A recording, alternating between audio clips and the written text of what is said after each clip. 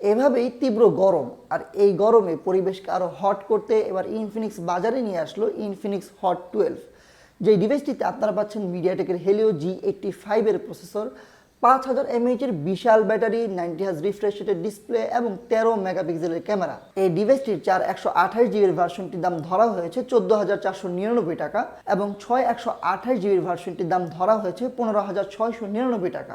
আমি গত বেশ কয়েকদিন ধরে ব্যবহার করছি ইনফিনিক্স হট 12। আজকের ভিডিও জুড়ে কথা বলবো আমার ইউজার এক্সপিরিয়েন্স থেকে এই ফোনটি বর্তমান বাজারে কতটা ভালো হবে এবং এই ফোনটি কেনা উচিত হবে কিনা। তো ভিডিওটি শুরু করার আগে অবশ্যই দেখে নিন আমাদের চ্যানেলটি সাবস্ক্রাইব করা আছে কিনা।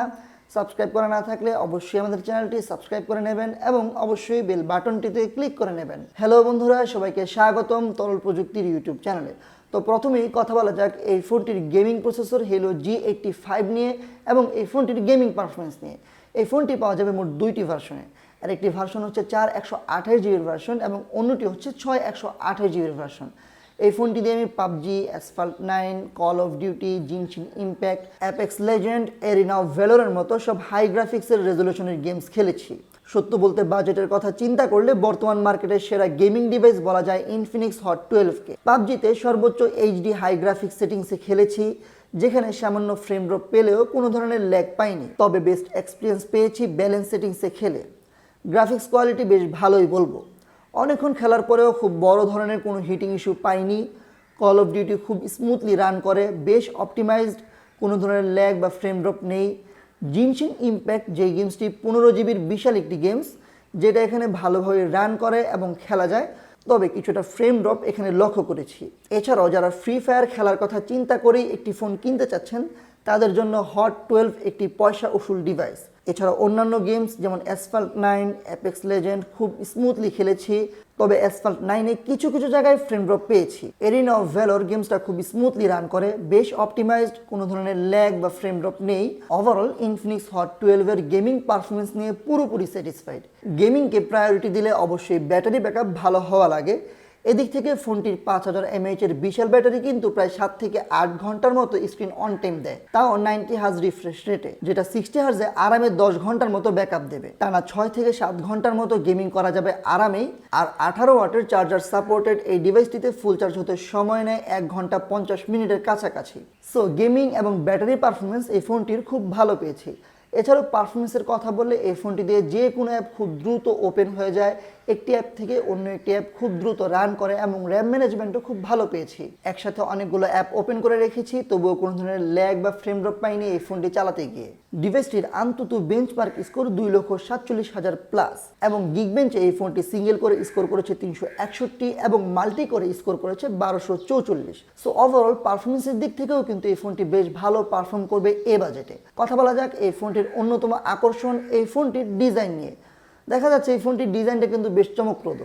এই বাজেটে আমি যত ফোন দেখেছি আমার কাছে এই ফোনটির ডিজাইন সবচেয়ে ভালো লেগেছে। ফোনটি হাতে নিয়ে বেশ প্রিমিয়াম একটা ফিল পেয়েছি।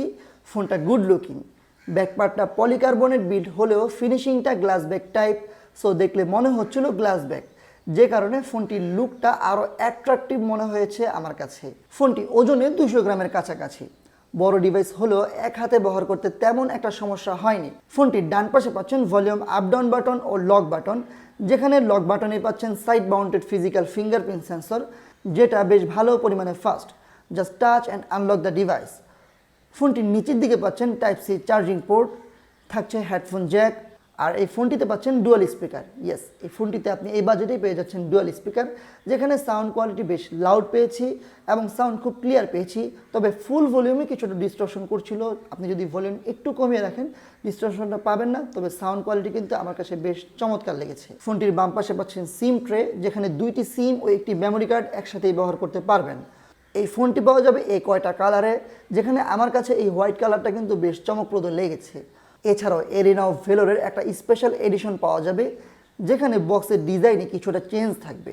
এছাড়াও বক্সের ভিতরে স্ক্র্যাচ কার্ড থাকবে, যা স্ক্র্যাচ করে পেতে পারেন ডিভাইস সহ আরও আকর্ষণীয় গিফট। সো একটি ফোন চুজ করার ক্ষেত্রে কিন্তু ডিজাইন একটা বড় দিক, আর এদিক থেকে আমি বলবো ইনফিনিক্স হট 12 অনেক ভালোভাবে পাশ করে গিয়েছে। কথা বলা যাক এই ফোনটির ডিসপ্লে নিয়ে। এই ফোনটিতে পাচ্ছেন 6.82 ইঞ্চির বিশাল বড় একটি ডিসপ্লে।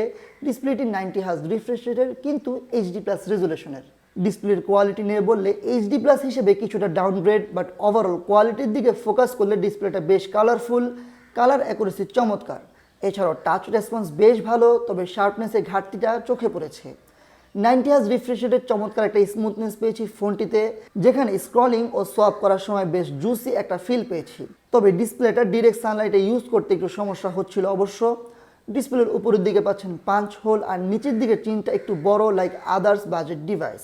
ইউটিউবের ভিডিও ওয়াচিং এক্সপিরিয়েন্স ভালো লেগেছে, যেহেতু বড় ডিসপ্লে সিনেম্যাটিক একটা এক্সপিরিয়েন্স পেয়েছি। ওভারঅল এই ফোনটির ডিসপ্লে, বড় ডিসপ্লে আমার কাছে ভালো লেগেছে, তবে ফুল এইচডি প্লাস রেজুলেশন হলে আরও ভালো হতো।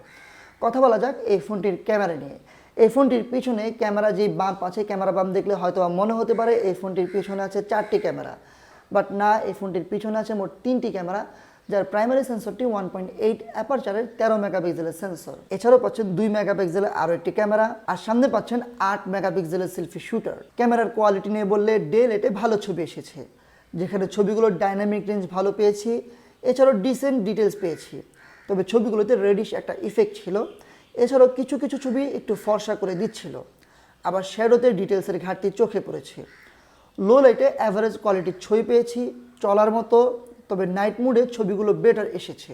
কিছুটা নয়েজের দেখা পাবেন, তবে শক্ত হাতে ছবি তুললে ভালো ছবি তোলা যায়। পোর্ট্রেট মুডে তোলা ছবিগুলো ব্রাইট, এজ ডিটেকশনে কিছুটা ঘাটতি তো আছেই, ছবিগুলো একটু বিউটিফাই করে দিচ্ছিল এখানে। সামনের ক্যামেরা তোলা ছবিগুলোতে বিউটি ইফেক্ট টাইপ একটা ভাইব দিচ্ছিল।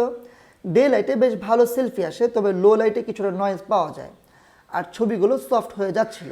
ভিডিওতে এই ফোনটি দিয়ে সর্বোচ্চ 2K রেজলিউশনে ভিডিও শ্যুট করা যায়। ইএস নেই, ফুটেজ কোয়ালিটি অ্যাভারেজ, এবং ফুটেজ কোয়ালিটিতে কিন্তু অনেক শেক পাবেন, যেহেতু ইলেকট্রিক্যাল ইমেজ স্টেবিলাইজেশন নেই। তবে এই বাজেটে ইএস মূলত থাকে না। সামনের ক্যামেরা দিয়েও মোটামুটি ডিসেন্ট কোয়ালিটির ফুটেজ পাবেন।